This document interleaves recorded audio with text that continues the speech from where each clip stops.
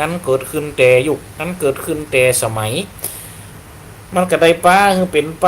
ตามวิสัยของคนเฮาหน่อยญาติโยมทั้งหลายก็มีดึงดีมีดึงให้อันเกิดไปได้ห่วมกันโลกมนุษย์กระสุดแสนจะสำคัญคนเฮาเกิดมานั่นเลือกทำดีเรียกดีฝากไว้กับตัวญาติโยมทั้งหลายเอาสำหรับวันนี้เราที่เพิ่นได้ไต่ได้ถามเข้ามานี่ตอนนี้ก็มีมาแล้วนะญาติโยมทั้งหลายมีมาแล้วนะหลายผู้หลายท่านก็ตักถามผมก็ถามมาตั้งหลายผมก็ได้ไปมาตั้งเฟซบุ๊กได้ได้จ๋ากันได้ตักถามเข้ามานี่ญาติโยมทั้งหลายก็มีอยู่หลายผู้หลายท่านนะบ่ตักเข้ามานะอันเต่าที่ได้ไปต่ำเดี๋ยวเพิ่นถามมาก็มาไปตามนะญาติโยมทั้งหลายเขาก็เต่าที่เขาจะใดน่ะจะนักไปก็ยังว่าสถานญาติโยมพูดถ้าบริษัทเขาบนออกไปแล้วปุ๊บมันมีตึงดีมันมีตึงให้มันเป็นภัยเกิดขึ้นกับตัวเพราะฉะนั้นเขาก็ต้องเก่งเขาก็ต้องกลัวเมื่อเลือกที่จะมันต้องรับผิดชอบในกำของตัวเก่าใด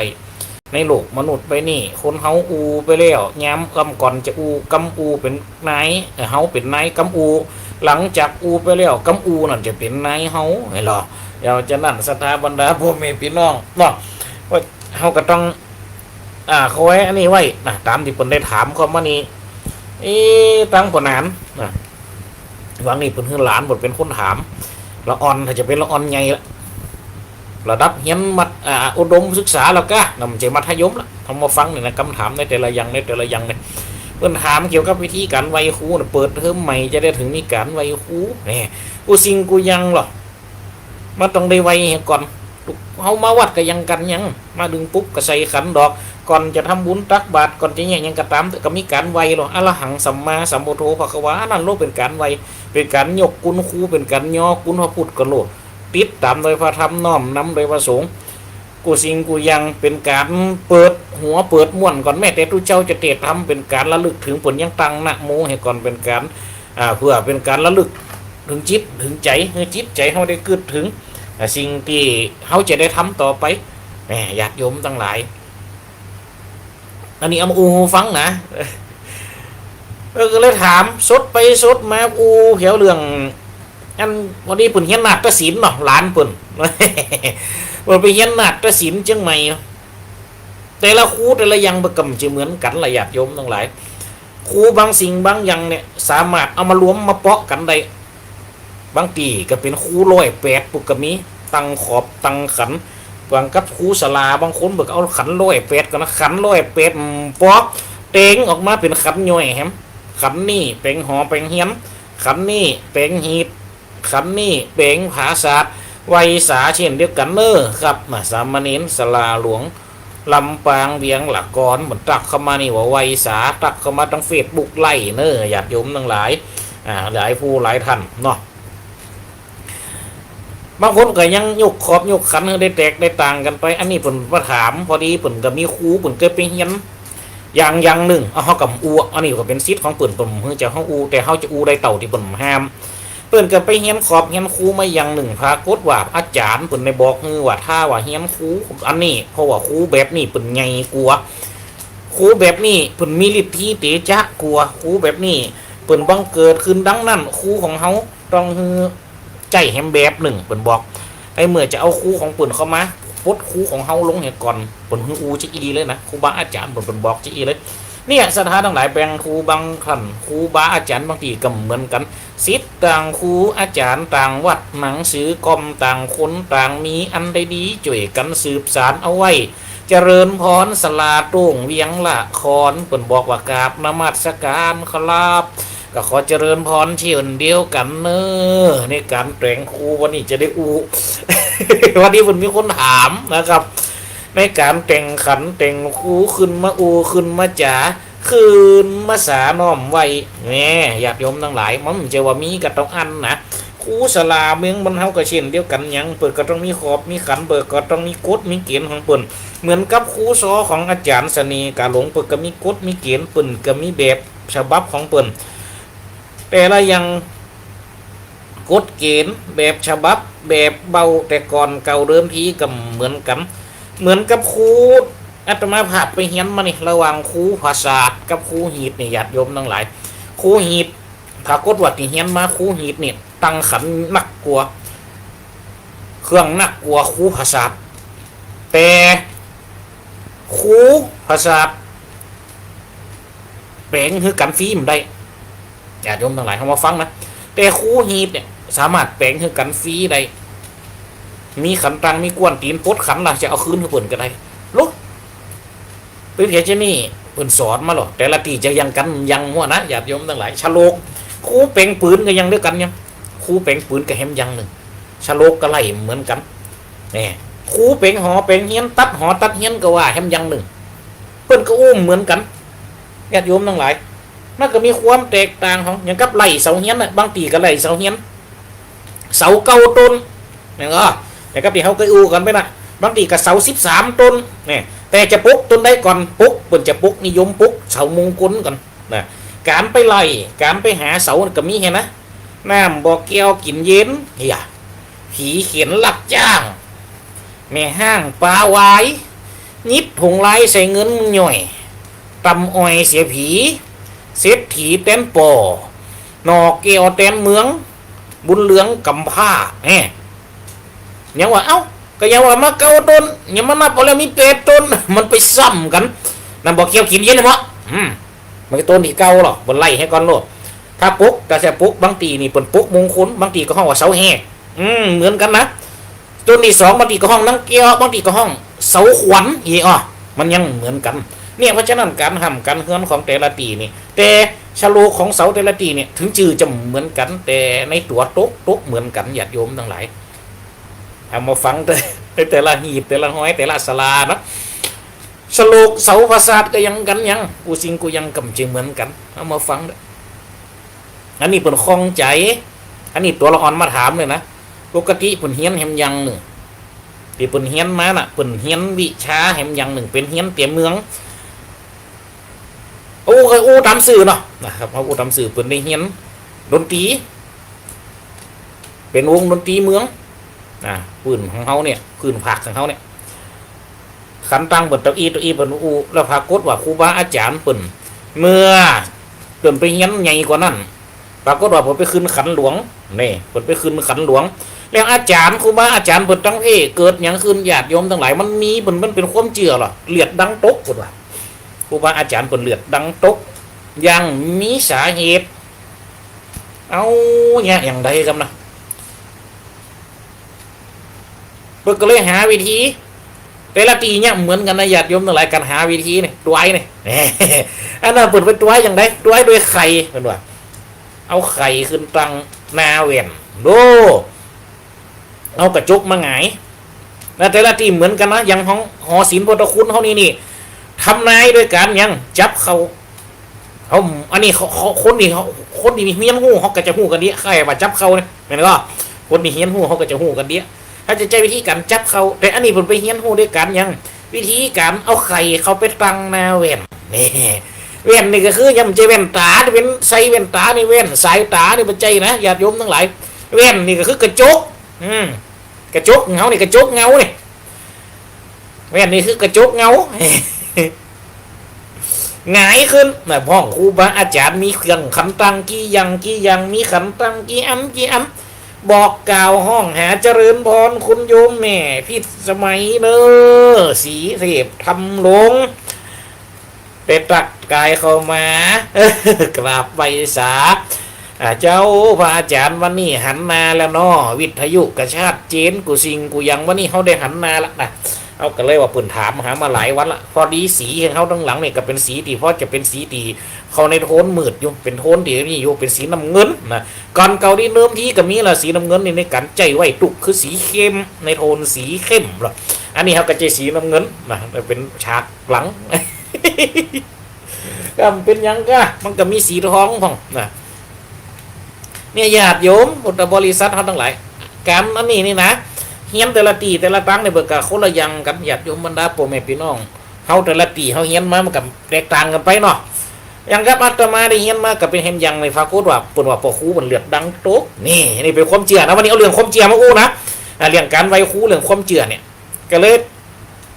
ห้องไปถามลูกศิษย์เปิดก็มีหลายบางการห้องถามแต่ละคนแกก็เลยอู้ฟังการลูกศิษย์ของเปิดหันตึงขนาด มาเข้าหับขันด้วยกันเนี่ยละอ่อนมันหุ่มตั้งนี่มันก็ต้องไปตั้งนี่อ่ะมันก็มันก็ไปเฮี้ยนยังมันก็ไปเฮี้ยนอ่ะปรากฏว่าไปขึ้นขันใหญ่กว่านั้นปรากฏว่าปึกก็เลยว่าจะปลดลงหือได้ไปห้ำได้ไปเฮี้ยนนี่แต่ควรอื่นนี่ลำมีนะลำมีปัญหาบางอย่างกับมีบางเจ้ากับมีอย่างครั้งท่านพระอาจารย์เสน่ห์กาหลงในตู้กับไปถามเหมือนกันเพื่อก็มีนะก็ปล่อยมันไปเต็มที่กับมันร้อนมันจะไปอะไรก็อูเจียว่านั่นหนังรถมาด้วยกันเดี๋ยวไปเตะทำอำเภอแม่สายเมืองเชียงไฮ้แกก็อูเขาก็เลยอูถามอย่างลูกศิษย์เขาก็เลยนี่ไปหน่อยนึงพอดีว่านั่นปุ่นมาตักถามอูเขาอยากกับพิมพ์ไปสุดตังหนังรถไปด้วยอูก็เลยร้อนไปมันกระลูดโหดิเด้ถ้าเกิดมันโหมาได้เตี้ยมันอยู่กลางมูยเนาะเสียปีกไปดึงปุ่นกันมันกระโถหาละอ่อนนะกระโถหามันอย่างอีปรากฏว่าบนมีหีดอย่างอีเขาก็ต้องเจือตามหีดปุ่นนะมีของเขานี่ก็มีเหมือนกันวิธีนี้เหมือนกันเกือบกุฏิเหรอเหมือนกันเกือบกุฏิบางทีเปิดกระแชหากันนะบางทีกับแชเอางานในอันนั้นปดลงเห็นหน่อยปดว่าเอาลงเห็นคันหนึ่งเพื่อให้จะต้องเพิ่งไปเปิดใจเอาของใหม่นี่ญาติโยมหลายมันมีนะเดี๋ยวไปเปิดใจจะเอาของใหม่นี่เพราะครูอันนั้นผลเป็นครูใหญ่หรอกคุณว่าไพละวะอีอย่าครูใหญ่เนี่ยเอาจื่อเขาล่ะก็มาเป็นครูอย่างครูพิราบเป็นพระพิราบเป็นเจ้าแห่งศาสตร์นาฏศิลป์ต่างๆนั่นนะเบาอันเป็นตียำเก่งบอกว่าจะเป็นมูตีเฮียนดนตรีฟ้อนล้ำกูสิงกูยังเนี่ยไม่แต่โขนก็ยังกันยังมีการถวายพระพิราบมีการขึ้นคูพระพิราบนี่สถาทั้งหลายมันจะว่าอย่างอันอย่างโลเขาหันก่อนที่เขาจังหันออกทีวีดิบนฟ้อนนะการฟ้อนเขาเป็นกำเจียวเขาเมเขาฟ้อนไปเลยนะอ้าวกรื้อมันเป็นเย็น12นั่นก็น้องเต็มตะลิงใจในสถาทั้งหลายการที่เบิ่นจะฟ้อนเบิ่นก็มีหีดมีห้อยทางเพิ่นผมจะว่าเขาเมก็ฟ้อนไปเลยนะมงตึงมงกรื้อเอาอิ่มใจเพิ่นว่าเนี่ยมันเริ่มตั้งต้นหัวตีนั่นนับไปเริ่มตั้งต้นหัวตีไปแล้วนะมันเกิดวันตึงเรากันจะเล่าย้อนคนที่เริ่มล้ำเนี่ยเป็นศาสตร์เริ่มล้ำที่เปิดเก้าตั้งท่าข้างหน้าตัดสินถ้าว่าศาสนาของปุ่นนี่ศาสนาพราหมณ์นี่ศาสนาพราหมณ์นี่เกิดขึ้นก่อนทุกศาสนาเลยนะญาติโยมทั้งหลายเกิดขึ้นก่อนพุทธเกิดขึ้นก่อนศาสนาคริสต์เกิดขึ้นก่อนศาสนาอิสลามก่อนญาติโยมศาสนาพราหมณ์นี่นะพราหมณ์ฮินดูนี่นะนี่ญาติทั้งหลายสมัยตะกอนนี่ที่ปรึกษาพญาเจ้าเมืองตามที่เขาฟังในธรรมหรอมันก็ปุโรหิตาตนเป็นเจ้าอันใดไฟเฝ้าเจ้าพญาได้กล่าวกำจาว่าวงศาใดเกยเฝ้าฝืยเสวยราชวงศานั้นกาดไปนานวันนี้ถ้าบาลานกับลูกเต้าจักใดไผ่เผาเตียวเข้ามานี่ทำฮาลาดโดอันนี้กับเนี้ยสถานะอันนี้กับเนี้ยพามเนี่ยเป็นคนไทยเป็นปุโรหิตเป็นตีปรึกษาพญาเจ้าเมืองเป็นครูบาอาจารย์พญาเจ้าเมืองกับพราหมณ์ทั้งนั้นน่ะญาติโยมทั้งหลายเกิดมาสมัยพระเวสสันดรหมดแล้วโลปุโรหิตะตนเป็นเจ้าเนี่ยมันจะมีกระตุกโลญาติโยมทั้งหลายนี่เขามาฟังพระเตอม่วนนะกระตาทั้งหลาย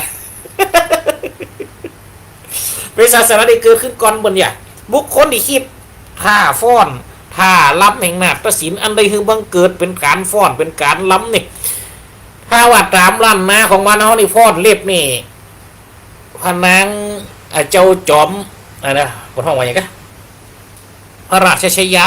เจ้าดาราลัศมีเนาะเป็นคนเอามาสอนเอามาฟ้อนปุ๊บคือใส่เล็บซุปเข้าไปจะได้งามมันก็เพลงกับกำหนดนึงเป็นเพลงสำหรับเจฟ้อนเล็บอันนี้ก็ไปเป็นนาฏศิลป์คือมาอย่างหนึ่งเช่นเดียวกันโดยเฉพาะเริ่มต้นของการฟ้อนเนี่ยเป็นว่าเริ่มตั้งจังไผเป็นคนฟ้อนเป็นเก้าคนใดฝืนเก้าฟ้อนเนี่ยก่อนปัจจัยนะเป็นเก้าฟ้อนคนแรกนี่ในโลกมนุษย์ไปนี่ในเกิดโลกเกิดโลกาเนี่ยสถาทั้งหลายเด็ดก็โอ้เราอย่างนี้โลดเป็นว่าปัจจัยเป็นคนฟ้อนก่อนเนี่ยก็คือไผพระศิวะนั่นโลหรือว่าพระอิศวรของเขานี่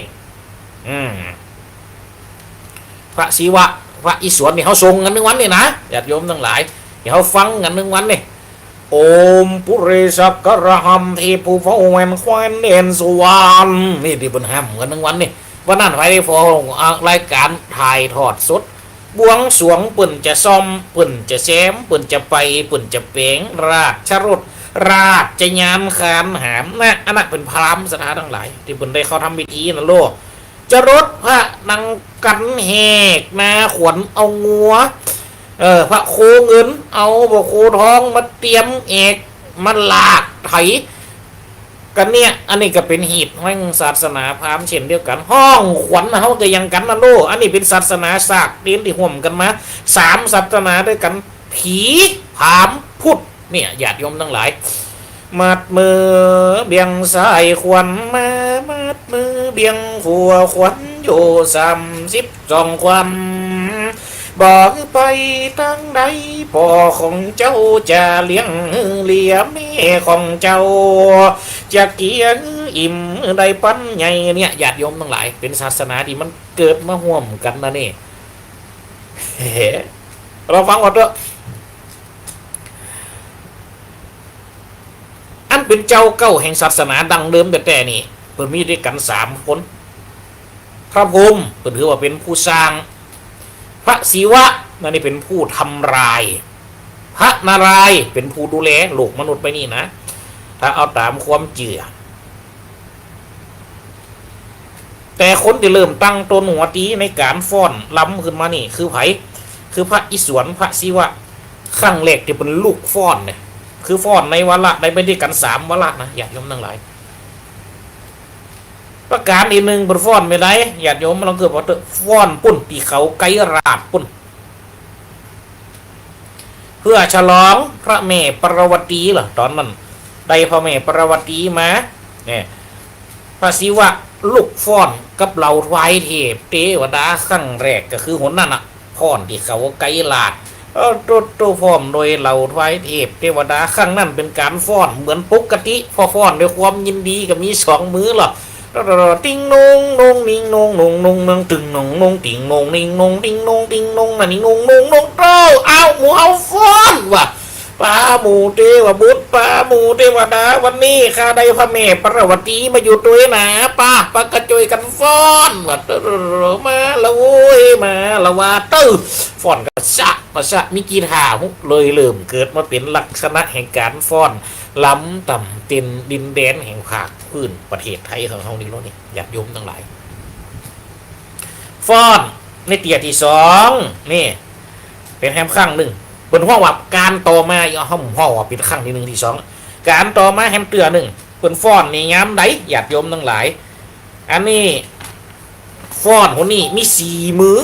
ต้องไปตักมาตั้งตวงตั้งติงขออนุญาตจิ้มเนอะหมูว่าเป็นตักมาตั้งใดญาติโยมทั้งหลายเขากับใครฟอใครหูบางเตียบางครั้งเป็นตักมาบอกมากล่าวเสียงดีหู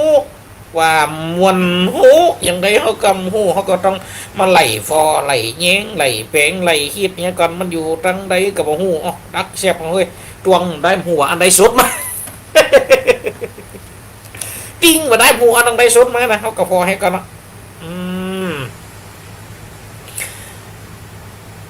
ไหลฟอก่อนไผตักมาบอกอย่างใดเนอะเสียงดีมันดีจะได้กระตักมาบอกกำหนึ่งเปิดกระว่าได้ยินชัดเจนตั้งวิทยุแล้วก็ตั้งเฟซบุ๊กตั้งเฟซบุ๊กนี่เป็นทั้งวิทยุหรอกนะเพราะว่าเป็นอยู่กลางโต่งนะเปิดก็เลยแต่เปิดตักมาบอกตั้งเฟซบุ๊กญาติโยมครั้งที่2เนี่ย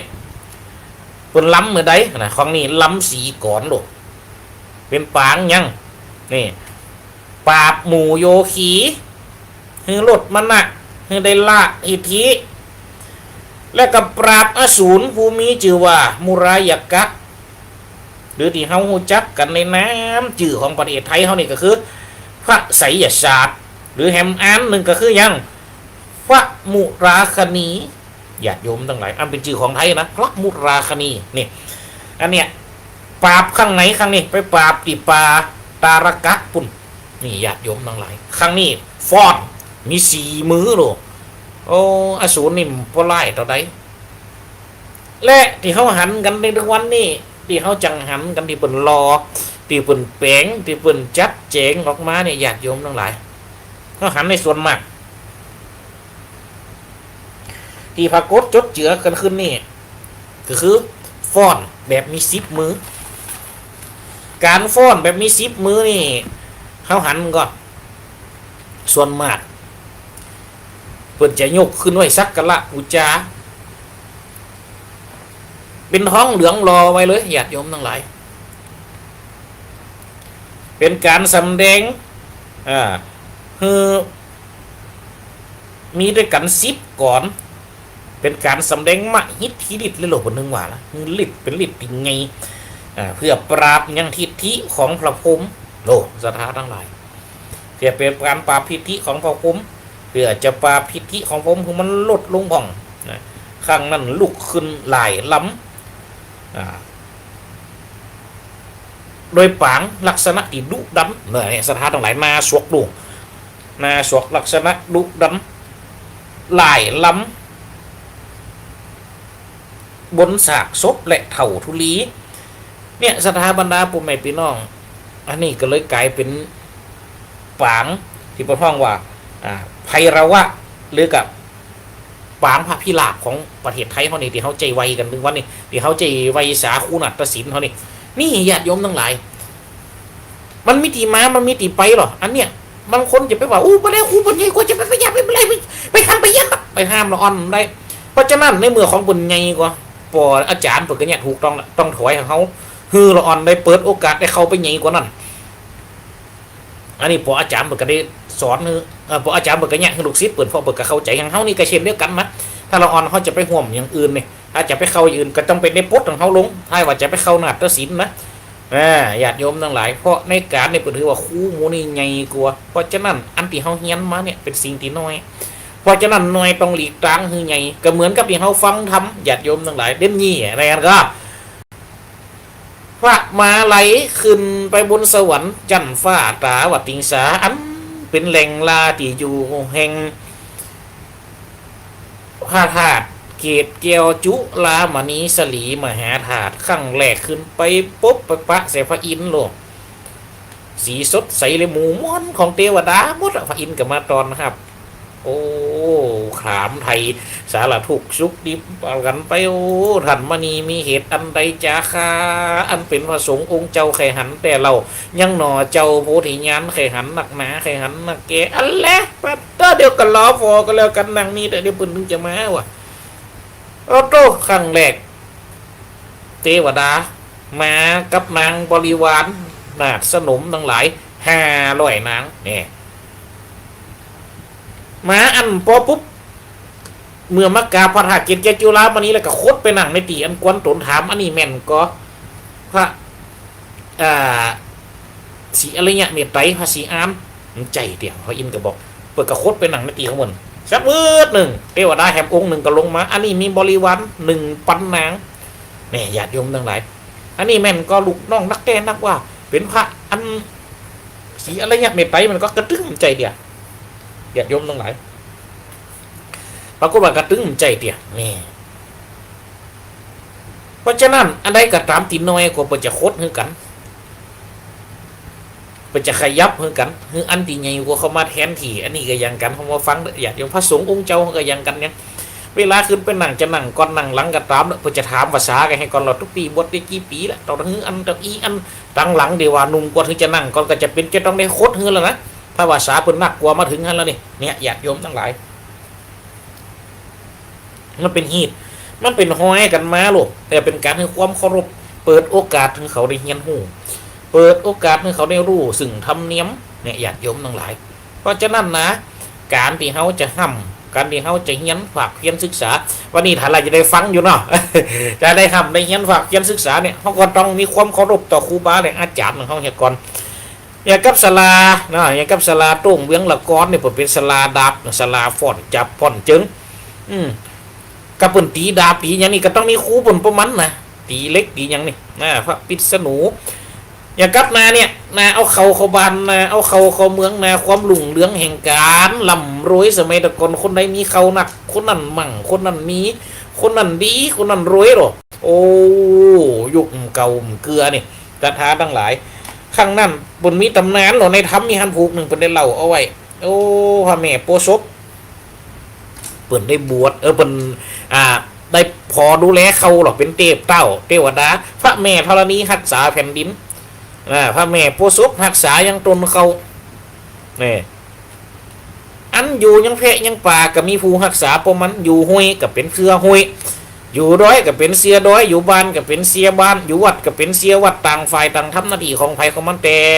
มีผู้ที่ใหญ่ที่สุดคนหนึ่งนะก็คือนางธรณีเนี่ยเป็นผู้รักษายังแผ่นดินกุฏิกุฏางเนี่ยญาติโยมทั้งหลายปรากฏว่าอย่างสถานทั้งหลายพระแม่ธรณีเนี่ยกูกับไผกูกับพระวิษณุสุรไสยยินเขาเนี่ยกับครูปุกปักรักษาในการก่อหลังสร้างแปลงจัดแจงพอเผายังเครื่องใจตังครัวสวยต่างๆนะปรากฏว่าสร้างงานพระพุทธเจ้าทัดสรูปทราสะพญาเป็นทรัพย์พันยูแต่ยานอันนี้เป็นนิทานบนเหล่ามานะสถานทั้งหลายโอ้เจ้าบันเจ้าจอมกันเลยป้ากันไปกราบป้ากันไปไหวป้ากันไปสักการะนอบน้อมพระพุทธเจ้ามดใดเขาใดอย่างมาก็ลืมไปนี่สถานทั้งหลายแทนที่จะได้บวงสรวงเขาแหนมโภชนะอาหารให้แก่พ่อแม่โพซุปเนี่ยก่อนลืมสถานทั้งหลายเพื่อพระพุทธเจ้ากินเฮียก่อนนี่ปรากฏว่าพระพุทธเจ้าก็ได้กินโอ้พระวิษณุกับพระแม่โพซุปน้อยอกหมองใจเลยหนีออกจากพระแม่โพซุปก็หนีออกจากเขาพระวิษณุก็เลยหนีออกจากเกี้ยวหนีออกจากเล็กกูสิงกูยังอันใดไปแปลงน่ะเล็กเกี้ยวที่เคยคมกับกลายเป็นคมนี่เสียมที่เคยมันแก่นแข่งขันก็เลยมาโดนใส่ยังกะฮักกะเบียงโดญาติโยมทั้งหลายเพราะฉะนั้นก็เลยเดือดร้อนถึงพระพุทธเจ้าทำละกำนันพระพุทธเจ้าก็เลยเป็นคนไปยังอันเจิญนี่เดินทางไปเจิญเอาพระวิษณุกับไปเจิญเอาพระแม่โพธิ์ศพเนี่ยเดินทางคือมาอยู่ในเขาอย่างเก่าเจ้าบ้านเจ้าจองเขาหลังจากกินเขาหลังจากจะได้เอาเขาเอาน้ำแล้วมดก็มีการเลี้ยงเซียวแหกเนี่ยเลยเป็นหินห้อยต้มเดียวนี่นะคือการเลี้ยงเซียวแหกไว้สาให้นะป่าตั้งสถาบรรดาปุแม่พี่น้องสารตะเหลียวเขาปักตะเหลียวหน่อยสีอันตะเหลียวใหญ่เหี่ยอันเขาปักก็มีเขาปันกุยหน่อยนี่ป่าทูเหี่ยตัวอันนี้เป็นการไว้ในแหกต่างๆนะเพื่อเลี้ยวมาปึกก็มีการเลี้ยงลบสถาทั้งหลายเลี้ยงเราให้ไก่กูมสัมบางทีเนี่ยเพียตั้งแต่นั้นมาพระวิษณุกับกัปเข้ามาสู่อันนี่มีดในเล็กอย่างเก่าพระไม่โพธิ์ศพกับปีกเข้าไปอยู่ยังเขามาอยู่ยังน้ำหนึ่งจะเจริญเพราะฉะนั้นทุกสิ่งทุกอย่างบนหนึ่งบอกหรอสถานทั้งหลายมันย่อมจะต้องมีมีครูมีการไวจะปีเล็กเบิกยังใจนี่เลยมีขอบมีครูเห็นมดกูสิ่งกูยังหรอกนี่สถานทั้งหลายเพราะฉะนั้นบนเพื่อเป็นการลืมบุญลืมคุณโดยเฉพาะคนเมืองเขาเนี่ยญาติโยมทั้งหลายเป็นคนดิ่มลืมบุญลืมคุณไผ่บนถือขนาดนั้นโอ้เนี่ยอย่างกับที่เขาจังหันกันเนี่ยเนาะอันนั้นจะไปอู้ถ้าว่าอู้ไปก็จะเป็นการเมืองอันนี้เพราะฉะนั้นอันนี้อู้เดี๋ยวอย่างกับที่เขาจังหันกันเนี่ยญาติโยมทั้งหลายเปิดมีกองหลวงเนาะวันเดี๋ยวเขาต้านเขาใหม่เดี๋ยวมีกองหลวงเป็นการตอบแทนคุณนะแต่เหมือนตัวปลงนานเปิดได้สอนเขาเนี่ยยังกองหลวงเขาถามไปนอนเนี่ยยังลงน้ำกองหลวงเป็นแปลงเป็นอย่างอีลักษณะของการเป็นขันดอกลักษณะของการมียอดลักษณะแห่งการประดับประดาคือมีเอวมีขันโอ้ตัวเอาทำละเดี๋ยวเป็นแปลงอีนะฟังหมด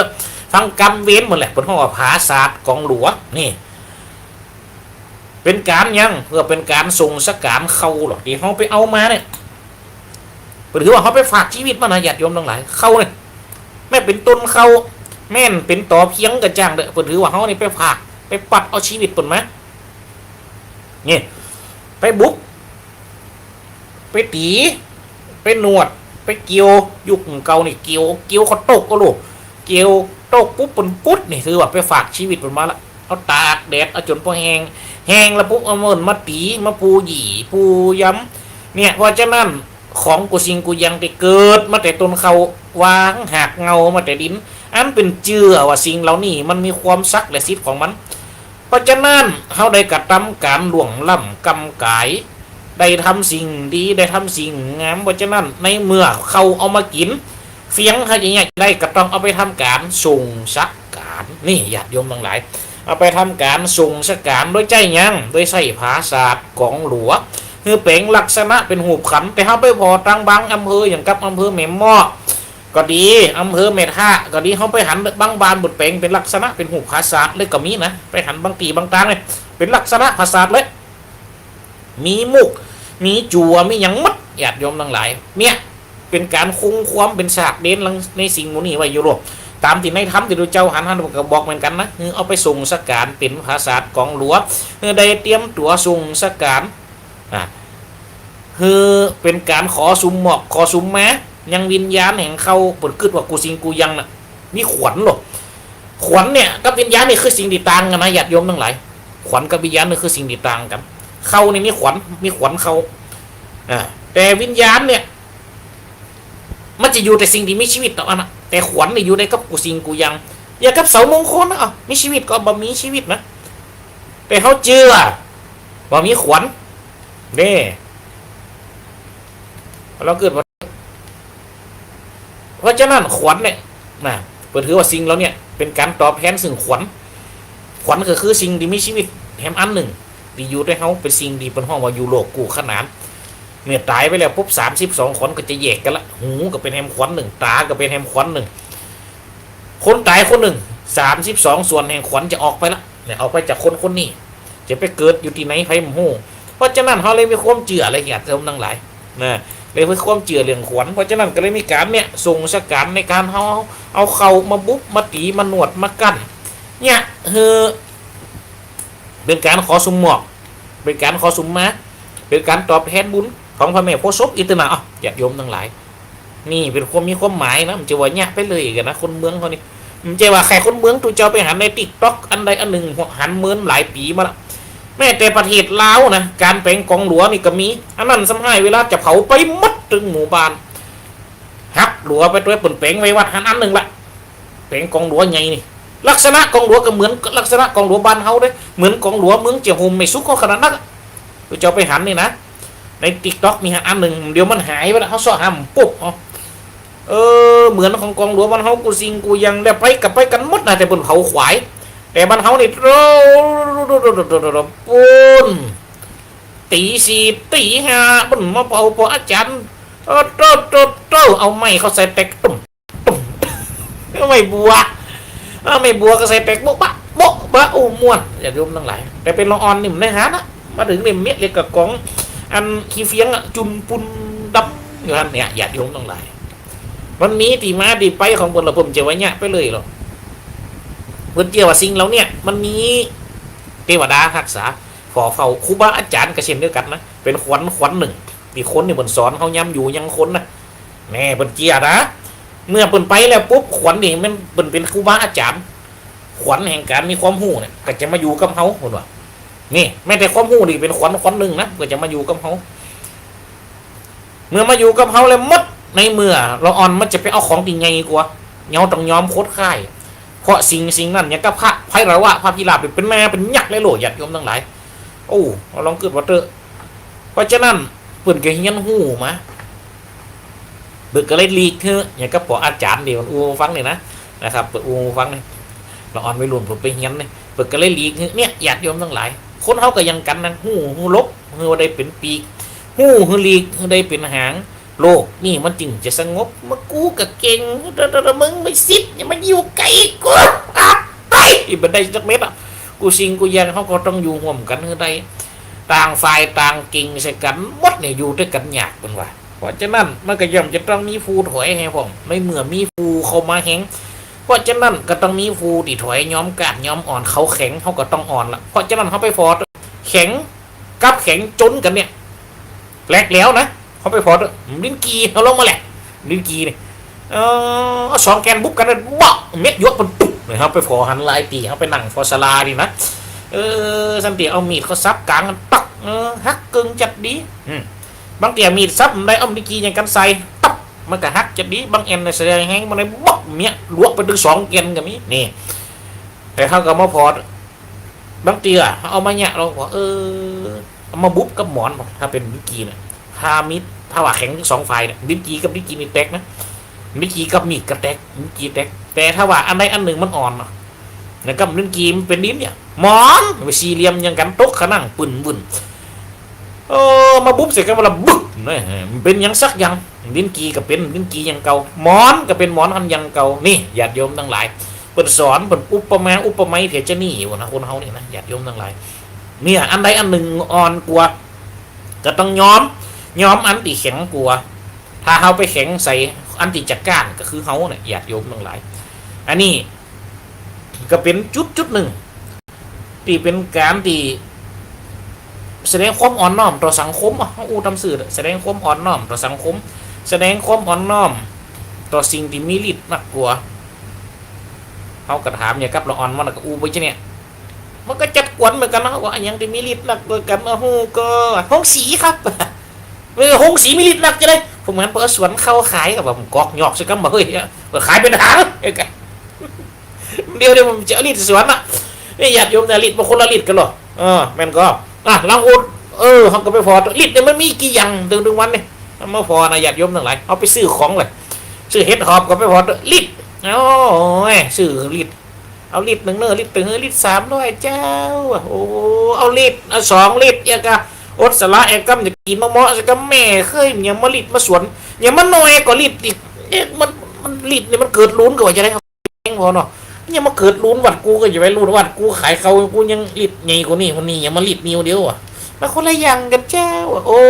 มันมีเฉยๆอีกด้วยไม่ว่าจะได้เขาไปพอเขาก็ไม่พอเลยญาติโยมทั้งหลายขายยังกระตามแล้วอันนี้เนี่ยแต่ของวัดเขารีดก็รีดเต็มรีดนี่เขาร้องอันนี้ว่าต้องตอกกาขุดมันกำลังมาจื้อหรือเอารีดมาขายไปเลยนี่มันได้นะขายเขาขายอย่างนี้บางเตี๋ยบางคนนี่ประท้วงเลยต้องเอารีดได้มาตรฐานก็บางคนนี่ถามเลยโอ้กับฐานมันกับฟอเนี่ยก็เนี่ยขายมันนี่เป็นหูกินเตี๋ยเชียงไปหมดเลยอ่ะเนี่ยญาติโยมทั้งหลายกูสิ่งกูยังมันต้องย้อมมือกันหรอกลองคือพอว่าย้อมกันนะมันจะยุ่มจะม้วนโอ้คนเราคนแก่กระเช่นเดียวกันอะไปวัดไปวาบางตีบางแห่งก็ไปนอนวัดนอนว้าคนยอมกันคนถูกกันไปปะใส่กันมันก็มีนะญาติโยมทั้งหลายโอ้ฟ่องก็ไปก่อนหนังเหล่าขวัญคนดิม้ามลุ้นโอ้ดิม้ามลุ้นก็ได้ยินหนูดิมาก่อนเหล่าขวัญที่ยังยังได้ก็มีกับปุ๊บตุ๊บเนี่ยจะปุ๊บไปให้จิตใจมันบอบมาจิตใจที่มันบอบบางปุ๊บไปคือมันแข็งแกร่งโดยรีบทีเตจะแห่งยังแห่งการหึงเอาภัยมันจะมีหรือบางคนเนี่ยญาติโยมตรงไหนเพราะฉะนั้นเขาต้องจ้างอยู่เขาต้องจ้างเนี่ยนะเนี่ยครูบาอาจารย์กันเช่นเดียวกันปนน้ำเปิดกระอูฟังโอ้เพราะฉะนั้นกับครูบาอาจารย์ทั้งหมดเปิดเลยโพสเฮ้ยทุกเอาเนี่ยอันนี้เป็นการถอยทีถอยอาศัยกันเนี่ยโอ้สิ่งกูยังมันมีครูของเปิดโลกเนาะกูสิ่งกูยังมันมีหิดมีห้อยมันมีหูมันมีตีหูของเปิดเนี่ยญาติโยมทั้งหลายเพราะฉะนั้นเขาต้องครับใดในญาติโยมทั้งหลายแห่งการเปลี่ยนแปลงไปตามยุคเปลี่ยนแปลงไปตามกาลละสมัยอย่ากับที่ตูเจ้าไปหันในยุคก่อนเนี่ยการมาวัดการมาวามิที่เพิ่นจะมาอย่างสมัยอันอุตมสื่อตัวเนาะนี่ยุคเดี๋ยวนี้เขาพอตะกอนนี่เขาปูจ้าเปิดกับปั้นเหมือนเขาปูจ้านะมาตั้งสมัยเดียวเขาไปพอมันจะมีขายก็อย่างไรมันจะเป็นเข้าประเภทหนึ่งเนาะมันจะมีมาด้วยกันทั้งหมดมันจะมีด้วยกันมันจะเป็นหอตองนะญาติโยมทั้งหลายจะมีปุรีเสียบตัวเนี่ยมีเมียงมีเปมโซ่เนี่ยมีหมากเนี่ยแล้วก็ก็มีจะมีได้ตัวเจ้าไปพิโออีกฮะแล้วก็จะมีกับข้าวปุญจ้าเนาะตั้งอยู่ในตีวัดหาบเข้าพระเจ้านะน้ำต้นเห็ดแกนเนี่ยเริ่มเดียวเขาไปพอจะมีของหมูนี่เข้ามาเขาก็แปลกใจแต่ตะกอนมีเปิ้นจะแปลงเองก็จะได้ถ้าว่าจะแปลงเองนั่นก็ยังเหมือนกันเนี่ยมด5-6 เจ้า10 เจ้าก็เหมือนกันมดเดียวถ้าจะมีขายเป็นปุรีเน็ตนี่เขากำหันพระเจ้าสู่ปุรีสักเตี่ยเปิ้นก็เขาเบิกกับมือพระเจ้าอยู่ก็เมียเก็บไปมันก็เป็นตื้นเขาหมดกับเปมส้มเปมโซหมากเมือกเนี่ยโมนี่เขาก็ไปไว้ปืนตัวสีมาเลยญาติโยมแล้วเป็นการไปเปลี่ยนไปตามยุคเปลี่ยนไปตามสมัยตะกอนเขาย่ำหันสมัยตะกอนเขาก็ยังมีโอ้กัดต้องนี่โอ้จะมากินยายังนิ่มจะมีสมัยตะกอนเนี่ยใบเย็นเนาะยุคตัวนี้มีอย่างนะว่าโตกินเขาไปต้องดันโกกาใครเฮ้แน่ดิชุดกับยาหอมปอบลุ้มเนี่ยตัดเต้าถอกก็ใส่เป็นกึ่งองมือนะตัดโมกก็ใส่อันน้ำเขาล่องกับลุกลื่นบึก เมียเสกบึดตึงออกตึงปากตึงมันปุ่นอ่ะโอ้ลองเกิดมาตึงอ่ะสมัยเดียวปัตโต้โหลดก็หาคลินิกอย่างเดียวยากับมียาเม็ดฟูเห็นหรอมันมีมดหรอยาเม็ดฟูกินเข้าไปแล้วปุ๊บแม่เคยถึงมาเลยหรอปัตโต้ลมต่างออกจืดเหรอเม้นกันเหรอกับแซ่บพอคุ้นกับครับอย่างกันนะเขาลองเกิดมาตัวอยากโยมแม่นก็แม่นเหรอยุคเก่าเลยจะเป็นไปอย่างอีเนาะเนี่ยมันเป็นไปตามยุคเป็นไปตามสมัยเพราะฉะนั้นกูสิ่งกูยังมันลีกกันใดมันก็ต้องมีไฟที่ย้อมให้ไฟหนึ่งอ่ะอยากโยมทั้งหลายอย่าไปแข็งใส่กันมันก็จะเหมือนกับยิ่งกีที่เจ้าอูของฟ้าฟังตะกี้นะโผก็ใส่กันบอกมันก็แตกไปถึง2 ไฟนี่อันใดอ่อนในอันหนึ่งเอาหมอนก็ใส่ลิ้นกียวกลงมันบึ้งหมอนก็เป็นหมอนยังเก่าลิ้นกีกับประดกสี่เหลี่ยมปืนยังเก่ามีความเสียหายอันใดเนี่ยอยากโยมเพราะฉะนั้นดีดูเจ้าอูมาเนี่ยคู่ของปืนใหญ่กว่าหรอกเพราะฉะนั้นอันใดอันหนึ่งเขาก็ต้องถอยส่วนมากจะเป็นการถอยคือกับคู่ตั้งลงเขาเนี่ยตั้งขันเผื่อถอยนี่เพราะพระพิลาบริมเจวะอันว่าอีสถานทั้งหลายเป็นสำแดงดิปราบปีเปิลเอามาเป็นขึ้นขันไว้ถึงวันนี้เอาปังนี่เลยนะปังปราบพระพรหมนี่เลยนะไพลาวะนี่เลยนะสถานทั้งหลายเปิดก็มีเพลงของเปิลแห่งกัมโลเพลงที่เปิลแต่งขึ้นมานี่เปิลเป็นปังที่ดุดันอย่าลองลำบนเถ่าทุลีหรือว่าซากศพที่เปิลได้หุบปราบพิธิมานะกับพระพรหมในข้างนั้นปนห้องว่าพระไพรวะหรือประเทศไทยห้องเราว่าพระพิราบก็จะมีเพลงในการเต้นเปิดก็จะมีเพลงในการล้ำของเปิดแฮมกำหนึ่งถ้าว่าเอาผักกลางเข้ามากับเป็นผักกลางไทยจิวพิวเปิดก็จะมีเพลงอย่างพิราบรอนหรือว่าพิราบเต็มองค์นี่ญาติโยมทั้งหลายคนที่เปิดในห่วมกันเนี่ยเป็นคู่ใหญ่แห่งนาฏศิลป์เนาะที่เปิดขึ้นแต่งขึ้นมาในยุคในรัชกาลใน6นี่จีว่าพญานัฐการนุรักษ์นี่ศรัทธาทั้งหลายอันนี้เป็นยุคในราชการที่6คนนะที่บนห่วมกันแต่งเพลงแต่งยังมูนี่คือมันดูตัวเขาไปอุตส่าห์ไปสืบมาเพียเพ่แล้วเกิดว่าเออฟังกันนะห้ามหนีแล้วกันด้วยเนี่ยเราเกิดว่าเป็นคู่ที่ไง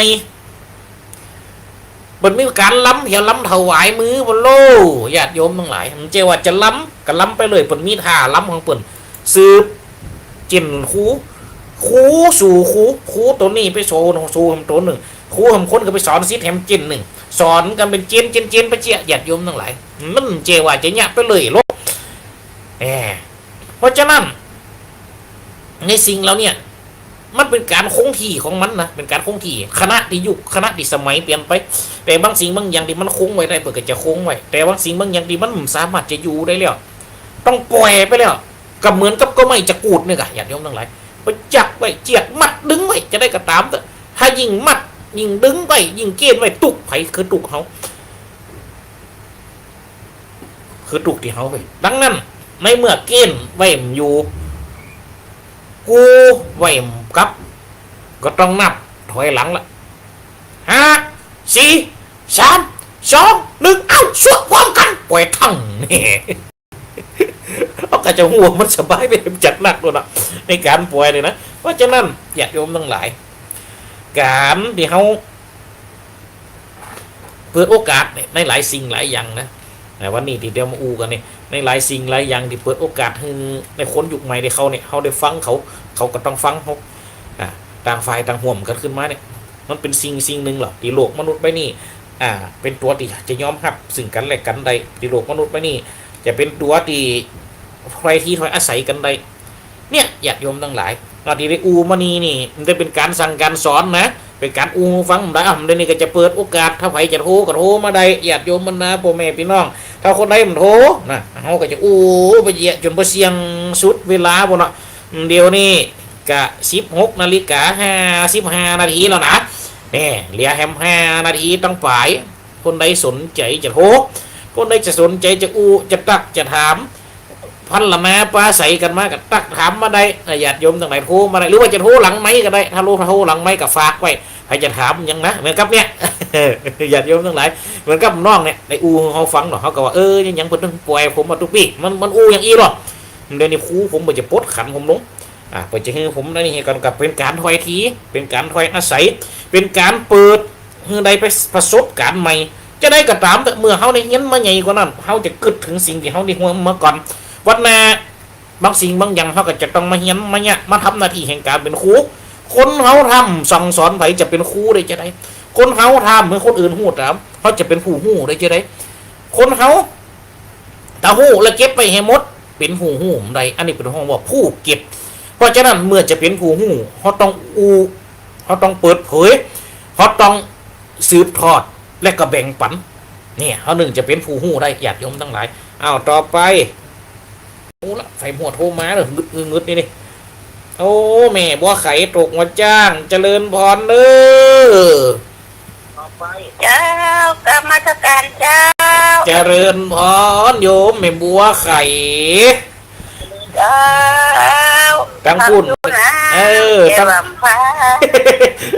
เราบำเพ็ญโฮมได้น้องเป็นหยังเจ้าโอ้มาหากาศมาแวะมาตักมาไทยมาถามข่าว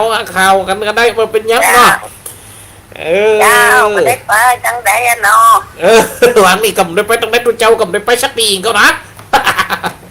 เจ็บหัวเข่าวะนะขอยาเจ็บหัวเข่าหายหัวเข่าจริงแน่ตั้งเทอันนั้นมันปั้นกระถานะตั้งเทนะ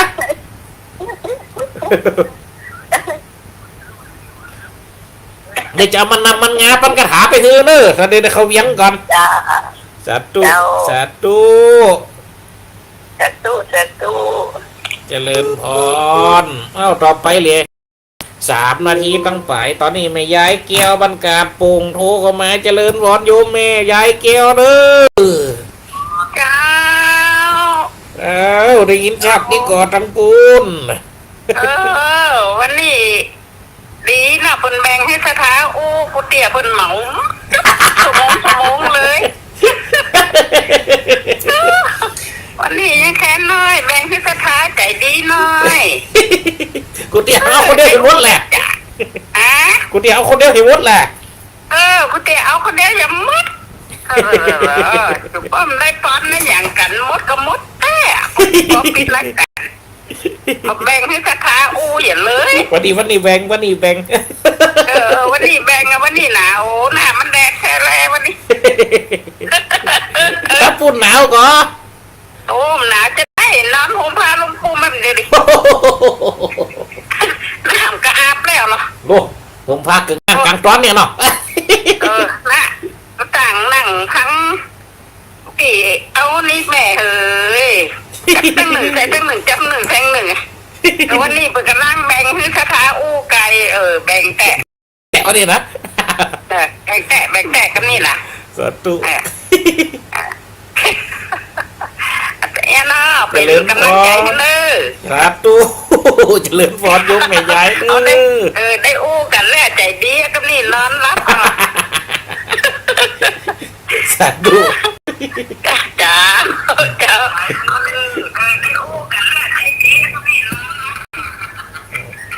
เอาอันนี้กะโยมแม่บัวไข่กับโยมแม่ยายเกี้ยวมันกาดปูงเปิดวัดโฮมากูเตรียมลำในสักเดียวลำในเปิดโอกาสด้วยกันกูเอาก็จะเป็นในคนเดียวไปเห็นมดมันก็ยังว่ามันมาติดลมบนเหมือนอย่างก็ป่วยก้มล้มขึ้นสู่จันฟ้าเด็กก็มันได้ขึงกันแล้วเวลาไก่จะมุดแล้วเนอะตอนนี้16:59 นาทีกะจากนั้นพี่ดำเดินเวลามากะได้1 ชั่วโมงพอดีนะเพราะฉะนั้นก็ขออำลากับคนฟังรายการ FM ทุกท่านไปเพียงตัวเอนกสั่งลาฟ้าป่าสั่งลาหนองนกเขาลากรดอนสั่งลาหางกบลาเขาหูเสือลาจากทำนกเขาลากรป่าไม้คมกำจ่าพันนาก่อนไก่กระหมอกใดเวลาจบเพียงตัวสิ้นสุดแล้วนะก็ขอหมอกเวลาไว้เพียงตัวเจริญพรกูคนเนอ